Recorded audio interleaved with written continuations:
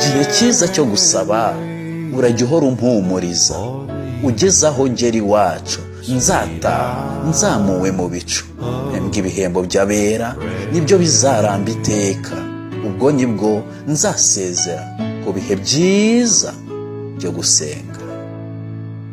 Nkuyoboke mwami, nkuyoboke mwami, nkuyoboke naho natendekwa ku musaraba, n'abanyiririmba bwakomeje kumugwa nabi cyane kugeza ubwo ahitamo kuva aho yabaga arigendera. Hashize igihe mu mugoroba umwe umurambo wa Joseph watoraguwe ku nkengero za kimwe mu biyaga byaho muri Canada. Joseph yapfiriye mu mahanga.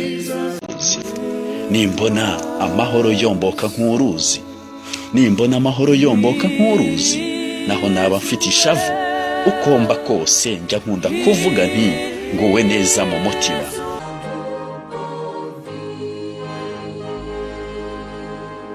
Rwanda SDA Imnizi.